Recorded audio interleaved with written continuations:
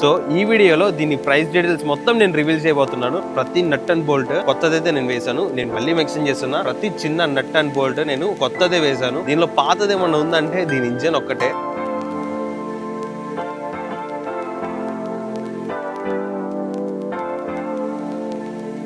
అందరూ ఎంతగానో వెయిట్ చేస్తున్న వీడియో ఇది. నన్ను కొన్ని వేల మంది అడిగారు ఇన్స్టాగ్రామ్ కమెంట్స్ లో, మన యూట్యూబ్ కమెంట్స్ లో అండ్ ఇన్స్టాగ్రామ్ లో నాకు డైరెక్ట్ గా మెసేజ్ చేసి, కొంతమంది నా మెయిల్ ఐడి తీసుకొని మెయిల్ లో కూడా పెడుతున్నారు. ఈ RX 100 రిజిస్ట్రేషన్ కి టోటల్ కాస్ట్ ఎంత అయింది అని చెప్పి నాకు ప్రతి ఒక్కళ్ళు అడుగుతానే ఉన్నారు. బయట ఎక్కడ కనిపించినా గానీ ఇదే అడుగుతున్నారు. సో ఈ వీడియోలో దీని ప్రైస్ డీటెయిల్స్ మొత్తం నేను రివీల్ చేయబోతున్నాను. So hey guys, welcome back to my YouTube channel. This is Indian super bike. ఈ RX 100 ని నేను రీసెంట్ గా అయితే రిజిస్టర్ చేశాను. ఒక స్క్రాప్ లో ఉన్న కండిషన్ నుంచి దీన్ని మనం పార్ట్స్ గా డివైడ్ చేసి మన విజయవాడకి తీసుకొచ్చి ఇక్కడ నేను ప్రతి పార్ట్, ప్రతి నట్ అండ్ బోల్ట్ కొత్తదైతే నేను వేసాను. నేను మళ్ళీ మెన్షన్ చేస్తున్నా, ప్రతి చిన్న నట్ అండ్ బోల్ట్ నేను కొత్తదే వేసాను. దీనిలో పాతది ఏమన్నా ఉందంటే దీని ఇంజన్ ఒక్కటే. ఎందుకంటే మనకి ఇంజన్ కొత్తది దొరకట్లేదు కాబట్టి ఇప్పుడు ఈ RX 100 కి అయిన ఖర్చులన్నీ నేను ఒక బుక్ లో అయితే రాసుకున్నా, ఎందుకంటే మర్చిపోతానని చెప్పేసి. సో ఫస్ట్ థింగ్, ఈ బండి విషయానికి వద్దాం. ఈ బండిని నేను కొనలేదు, ఈ బండి మందే. దాన్నే నేను పార్ట్స్ గా మన విజయవాడకి తీసుకొచ్చి రిజిస్ట్రేషన్ అయితే స్టార్ట్ చేశాను. దీన్ని తీసుకురావడానికి నాకు కాస్ట్ అయింది, కానీ ఇదైతే నేను కొనలేదు. ఈ బండి రిజిస్ట్రేషన్ స్టార్ట్ చేయక ముందే నేను కోయంబత్తూర్ వెళ్ళా. అంటే ఈ బండిని మనం కోల్కతా నుంచి తీసుకురాక ముందే నేను కోయంబత్తూర్ వెళ్ళి దీని పార్ట్స్ అన్ని కొనుక్కొచ్చేసాను. దానికి వచ్చేసి కోయంబత్తూర్ నాకు పార్ట్స్ కి మొత్తం 30,000 దాకా అయితే అయ్యింది. ఇంకొకటి కోయంబత్తూర్ ట్రావెలింగ్ నాకు ఎక్కువైంది. ఆ కోయంబత్తూర్ ట్రావెలింగ్ ప్లేస్ లో నేను ఇంకా మంచి పార్ట్స్ కొనేయొచ్చు. ఆ కోయంబత్తూర్ ట్రావెలింగ్ కి, ఫుడ్ కి, వాటిలన్నిటికీ నాకు 6,000 అయితే అయింది. నేను మన సన్ని ఇద్దరం వెళ్ళొచ్చాం అనమాట. ఇద్దరికి 6,000 దాకా అయింది. వెళ్ళేటప్పుడు పెద్ద ఖర్చు ఏం లేదు. రిటర్న్ వచ్చేటప్పుడు బస్సుకి అయితే మనకి ఎక్కువైంది. ఈ పార్ట్స్ తీసుకురావడానికి మేమైతే మామూలు తిప్పలు పడలేదు. ఆ తిప్పలు ఏంటంటే అప్పటికప్పుడు కోయంబత్తూర్ వెళ్ళి పార్ట్స్ తీసుకొచ్చేద్దాం అని చెప్పేసి ఫిక్స్ అయిపోయాము. ఇంకా వెళ్ళే ఆప్షన్ ఒక్కటే మాకు ఏముందంటే బై ట్రైన్ వెళ్ళాలి, లేదంటే బండ్లు వేసుకుని వెళ్ళాలి. బండ్లు వేసుకుని వెళ్తే చుక్కాలు చూసే వాళ్ళం, ఎందుకంటే స్లీప్ ఉండేది కాదు. ఇంకొకటి మనకి స్ట్రెస్ అయిపోయే వాళ్ళము. రిటర్న్ వచ్చేటప్పుడు సామాన్లు ఎక్కడ పెట్టుకొని వస్తాము. సరే ఇదంతా కాదని చెప్పేసి అప్పటికప్పుడు జనరల్ ఎక్కేసాము. ఎందుకంటే మనకి టికెట్స్ దొరకల, ఆ తత్కాల్ ఇవన్నీ మనకి అప్పుడు దొరకవు కాబట్టి జనరల్ ఎక్కేసి వితౌట్ ఫుడ్, వితౌట్ స్లీప్, ఒక జనరల్ ప్యాసింజర్ లో మేము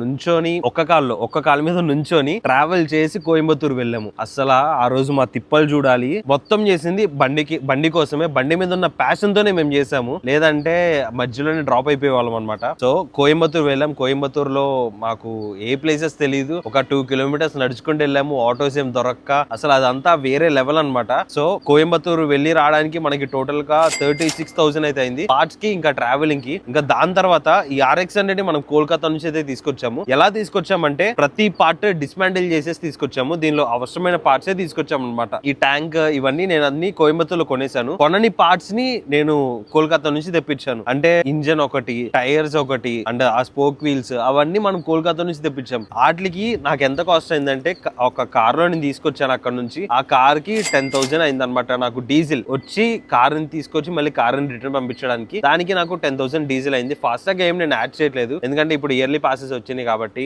అంతా లైట్. సో దాని తర్వాత భీమవరం నుంచి మా ఫ్రెండ్ కొన్ని పార్ట్స్ అయితే తీసుకొచ్చాడు. ఆ పార్ట్స్ నేమ్స్ రాయలేదు, కానీ నేను ప్రైస్ అయితే రాశాను. 280 రూపీస్ అక్కడ అయింది, మా ఫ్రెండ్ తీసుకొచ్చింది. ఇంకొకటి ఎక్కువ ప్రెషర్ ఫీల్ అయింది ఒక్క పార్ట్ కోసమే. దీని క్లచ్ బెల్ నార్మల్ పిచ్చి దొరికేస్తున్నాయి, కానీ ఒరిజినల్ క్లచ్ బెల్ దొరకట్లా. దీనికోసం నేను ఇండియాలో ఉన్న మా ఫ్రెండ్ ప్రతి ఒక్కడికి ఫోన్ చేసి దొబ్బేసా, నాకు అది కావాలి అని చెప్పేసి. సో కేరళలో మొత్తం, సౌత్ ఇండియాలో, నార్త్ లో మొత్తం ట్రై చేశా. నాకు ఫైనల్ గా ఒక ప్లేస్ లోనే క్లచ్ బెల్ దొరికింది. ఇక్కడ కూడా ఒక స్టోరీ ఉంది. అసలు ఆ క్లచ్ బెల్ స్టోరీ ఏంటంటే, క్లచ్ బెల్ ఇంకా చిన్న పార్ట్స్ మొత్తం నేను వేరే దగ్గర కొనడం ఎందుకు అని చెప్పేసి ఒక్కటే ప్లేస్ లో వెబ్సైట్ లో ఆర్డర్ చేస్తాను. దాని పేరు నాకు గుర్తు రావట్లా. దానికి సంబంధించిన ప్రూఫ్స్, స్క్రీన్ షాట్స్ ఇవన్నీ నేను డిస్ప్లే మీద వేస్తా ఉంటాను, మీరు అక్కడైతే చెక్ చేయండి. అక్కడ నేను అరౌండ్ ఒక 17,000 బిల్ అయితే నేను పే చేసినట్టున్నా. నాకు ఎగ్జాక్ట్ గుర్తులేదు, బట్ కానీ 15 to 20 మధ్యలోనే పే చేశాను. చాలా పెద్ద లిస్ట్ అది. నాకు కావాల్సిన ప్రతి పార్ట్ అక్కడ ఆర్డర్ పెట్టేసా. అలా అని బయట ఇంకేం అవసరం లేదని కాదు, బయట కూడా కొన్ని పార్ట్స్ అయితే నేను కొనాల్సి వస్తుంది. సో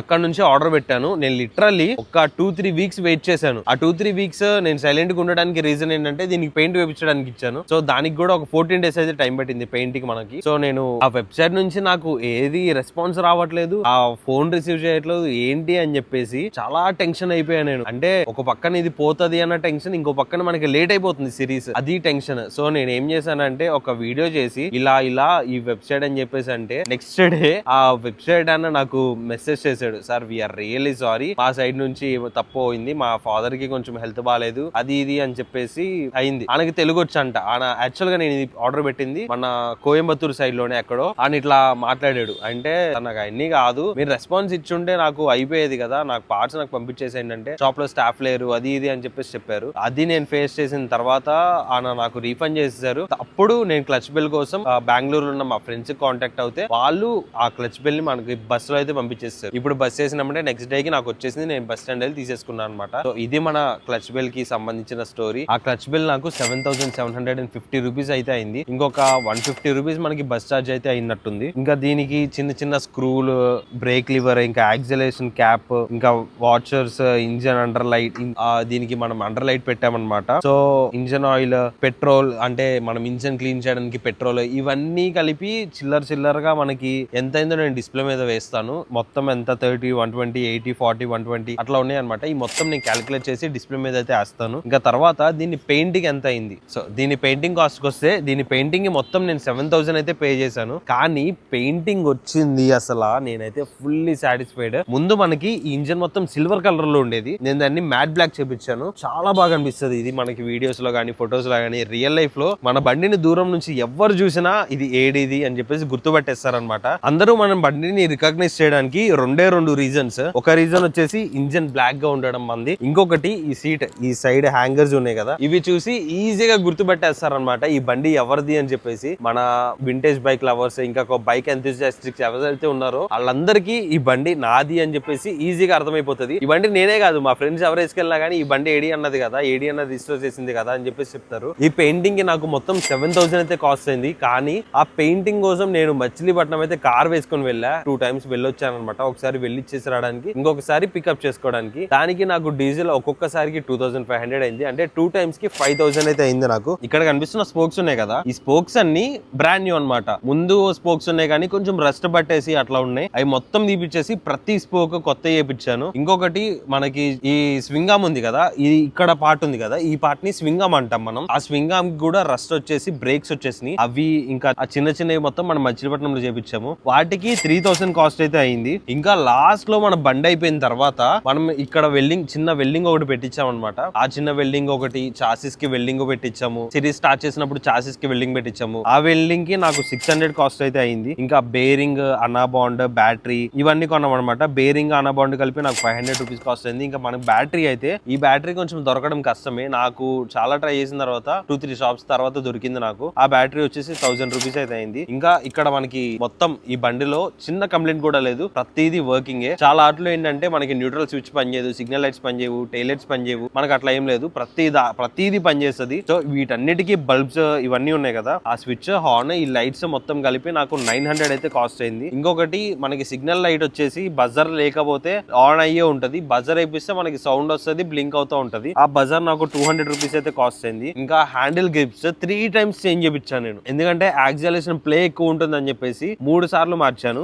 కానీ ఒక్కసారికే ప్రైస్ రాస్తున్నా. ఒక్కసారి కాస్ట్ వచ్చేసి 120 రూపీస్ అనమాట. ఇంకా కిక్ రాడ్ ప్రైస్ వచ్చేసి 600 రూపీస్ పడింది నాకు. అండ్ అది చాలా బాగుంటది మన RX100 దే. ఇంకా RR యూనిట్ కూడా చేంజ్ చేసాము. RR యూనిట్ ప్రైస్ 600 రూపీస్ పడింది. ఇంకా లాస్ట్ లో మొత్తం అయిపోయిన తర్వాత దీన్ని మళ్ళీ వేరే మెకానిక్ దగ్గర ఇచ్చాను అనమాట. ఎందుకంటే ఆయిల్ లీక్ అయిపోతుంది, ఇంకా చిన్న కంప్లైంట్స్ ఉన్నాయని చెప్పేసి, క్లచ్ పని చేయట్లేదు అని చెప్పేసి ఇచ్చాను. ఆయన వచ్చేసి దీనికి కార్బొరేటర్ చేంజ్ చేశారు. ఆ కార్బొరేటర్ కాస్ట్ నాకు 2,300 రూపీస్ అయితే అయింది. మన లోకల్ షాప్ లోనే తీసుకున్నా. ఇంకొకటి ఆ చిన్న సామాన్లు దీనిలో చేపించా అనమాట నేను. ఆ చిన్న సామాన్లు నాకు ఒక 1,000 రూపీస్ లేదంటే 1,500 రూపీస్ అయితే అయింది. ఇంకా లాస్ట్ లో మెకానిక్ ఖర్చు, మెకానిక్స్ నేను ఒక 2-3 చేంజ్ చేశాను దీని ప్రాజెక్ట్ లో. ఆ మొత్తానికి నాకు అయిన కాస్ట్ వచ్చేసి ఒక 10,000 to 12,000 దాకా అయితే అయింది మెకానిక్స్ కి. చెప్పాలంటే కాస్టింగ్ నాకు కొంచెం ఎక్కువ అయింది, ఎందుకంటే నేను ఫస్ట్ టైం నేను దీన్ని వింటేజ్ బైక్ ని చేపిస్తున్నాను. ఎగ్జాక్ట్ మెకానిక్ నాకు తెలియదు, ఎగ్జాక్ట్ పార్ట్స్ ఎక్కడ దొరుకుతాయో నాకు తెలియదు. అట్లా చిన్న ప్రాబ్లమ్స్ వల్ల నేను కొంచెం ఎక్కువ ఖర్చు అయితే పెట్టేశాను. సో ఇప్పటిదాకా